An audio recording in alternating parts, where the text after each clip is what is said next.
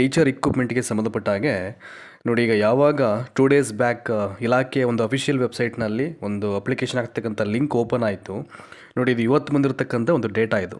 So within 2 ಡೇಸಲ್ಲಿ ಯಾವಾಗ application link open ಆಗಿದೆ ಅಲ್ಲಿಂದ ವಿತಿನ್ 2 ಡೇಸಲ್ಲಿ ಸುಮಾರು 6500ಕ್ಕೂ ಹೆಚ್ಚು ಅರ್ಜಿ ಇಲ್ಲಿ ಸಲ್ಲಿಕೆ ಆಗಿರುವಂಥದ್ದು. ಸಾಕಷ್ಟು ಜನ ಎವ್ರಿ ಡೇ ಎಷ್ಟು ಸಾಧ್ಯ ಆಗುತ್ತೆ ನಂಬರ್ ಆಫ್ ಅಪ್ಲಿಕೇಶನ್ಸ್ ಎಲ್ಲ ಹೋಗ್ತಾ ಇದೆ. ಸೊ ಏನಕ್ಕೆ ಅಂತಂದರೆ ದ ರೀಸನ್ ಬಿಹೈಂಡ್ ನಿಮಗೆಲ್ಲ ಗೊತ್ತೇ ಇದೆ. 1 ವರ್ಷದ ಹಿಂದೆಯೇ ಈ ಒಂದು ಶಿಕ್ಷಕರ ನೇಮಕಾತಿ ಪರೀಕ್ಷೆಗೆ ನೋಟಿಫಿಕೇಷನ್ ಆಗಬೇಕಿತ್ತು. ಅದು ಸಾಕಷ್ಟು ಐ ಥಿಂಕ್ ಡಿಲೇ ಮಾಡಿ ಸಾಕಷ್ಟು ಒತ್ತಡಗಳು ಇಲಾಖೆಗೆ ಹೋದ ನಂತರದಲ್ಲಿ ಎಲ್ಲರ ಒಂದು ಶ್ರಮದಿಂದ ಸೊ ಫೈನಲಿ ಅದನ್ನು ಲೇಟರನಾದರೂ ಆಗಲಿ ಒಟ್ಟಿನಲ್ಲಿ ಏನೋ ತಡ ಆಯಿತು ಅಂತ ಅಂದ್ಕೊಂಡಾದರೂ ಒಂದು ನೋಟಿಫಿಕೇಷನ್ನ ಮಾಡಿದ್ರು. ಹಾಗಾಗಿ ಬಹಳ ತ್ವರಿತಗತಿಯಲ್ಲಿ ಎಲ್ಲರೂ ಈಗ ಅಪ್ಲಿಕೇಶನ್ ಆಗ್ತಾಯಿದ್ದಾರೆ. ಆಮೇಲೆ at the same time so ದಿನಗಳು ಕೂಡ ಪರೀಕ್ಷೆ ದಿನಾಂಕಗಳು ಕೂಡ ಹತ್ರ ಆಗ್ತಾ ಇದೆ. ಸೊ ಮ್ಯಾಕ್ಸಿಮಮ್ ಎಷ್ಟು ಟೈಮನ್ನು ಕೊಡಲಿಕ್ಕೆ ಸಾಧ್ಯ ನೀವು ಅಷ್ಟು ಟೈಮನ್ನು ಕೊಡಬೇಕಾಗತ್ತೆ.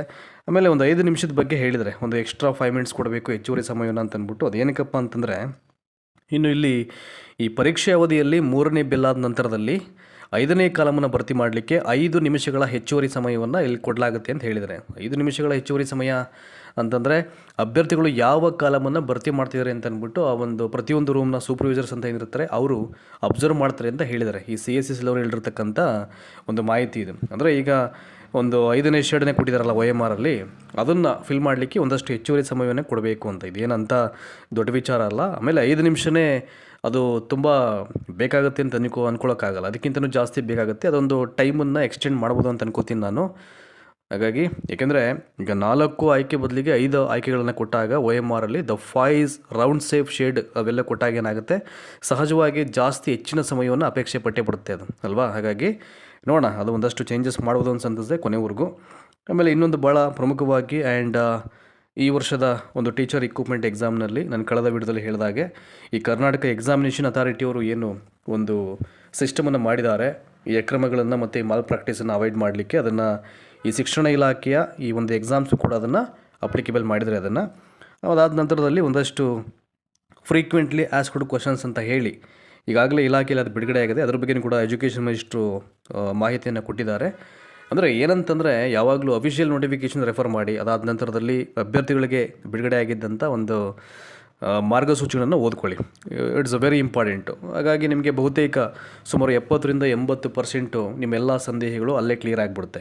ಆಮೇಲೆ ಇನ್ನೊಂದು ತುಂಬ ಜನ ಗೊಂದಲಕ್ಕೀಡಾಗಿರುವಂಥದ್ದು ಈ ಕನ್ನಡ ಮತ್ತು ಗ್ರಾಮೀಣ ಮಾಧ್ಯಮ ಅಭ್ಯರ್ಥಿ ಪ್ರಮಾಣ ಪತ್ರಗಳ ಬಗ್ಗೆ. ಅಲ್ಲಿ ಸೊ ಅದಕ್ಕೆ ಹೇಳೋದು, ಈಗ ನೋಟಿಫಿಕೇಷನ್ ಓದದೆ ನೀವು ಸುಮ್ಮನೆ ಎಲ್ಲೆಲ್ಲೋ ಪರ್ಚೇಸ್ ಮಾಡಿ ಆ ಫಾರ್ಮ್ಯಾಟ್ಸನ್ನು ಬರೆಸ್ಬಿಡ್ತೀರ. ಬೇಗ ನೋಡ್ಕೊಳ್ಬೇಕು. ಸರ್ಕಾರದ ಒಂದು ಆದೇಶದ ಸಂಖ್ಯೆಗಳು ಅಂತ ಏನು ಹೇಳಿದರೆ ಕನ್ನಡ ಮಾಧ್ಯಮಕ್ಕೆ ಏನಿರಬೇಕು ಆ ಸಂಖ್ಯೆಗಳು, and at the same time ಗ್ರಾಮೀಣ ಅಭ್ಯರ್ಥಿ ಪ್ರಮಾಣ ಪತ್ರಕ್ಕೆ ಅದರ ಮೇಲ್ಭಾಗದಲ್ಲಿ ಯಾವೆಲ್ಲ ಸಂಖ್ಯೆಗಳನ್ನು ನಮೂದು ಮಾಡಲಾಗುತ್ತೆ ಅದನ್ನು ನೋಡ್ಕೋಬೇಕು. ಅವು ಅಷ್ಟು ಇಳ್ತು ಅಂತಂದರೆ there is no problem, immediate ಬರ್ಸ್ಕೊಳ್ಳಿ, ಅದನ್ನು ಇಟ್ಕೊಳ್ಳಿ ನೀವು ಆಯಿತಾ. ವೆರಿಫಿಕೇಷನ್ ಬೇಕಾಗುತ್ತೆ.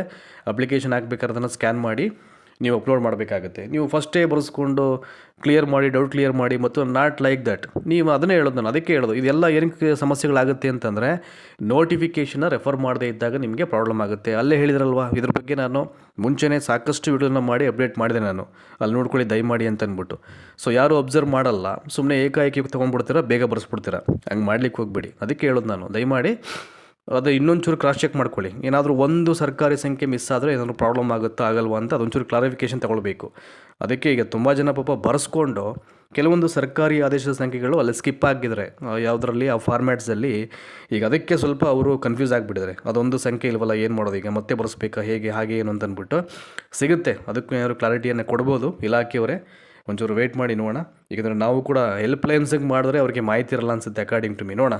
ಸೊ ಇದನ್ನು ಯಾರನ್ನು ಕೇಳಿ ಒಂದೊಂದು ಇದಕ್ಕೆ ಮಾಹಿತಿಯನ್ನು ಕಲೆ ಹಾಕಬೇಕು. ಸೊ ನಾವು ಕೂಡ ಇಲ್ಲಿ ಪ್ರಯತ್ನ ಮಾಡ್ತೀವಿ. ಸೊ ಅದನ್ನು ವೆಯ್ಟ್ ಮಾಡ್ತಾರೆ ಹೀಗೆ. ಸೊ ನೆಕ್ಸ್ಟ್ ವಿಡಿಯೋಗಳಲ್ಲಿ ನಿಮಗೆ ಅದು ಅಪ್ಡೇಟ್ ಆಗ್ತಾ ಹೋಗುತ್ತೆ. ಧನ್ಯವಾದ ಈ ಒಂದು ವಿಡಿಯೋನ ವಾಚ್ ಮಾಡೋದಕ್ಕೆ.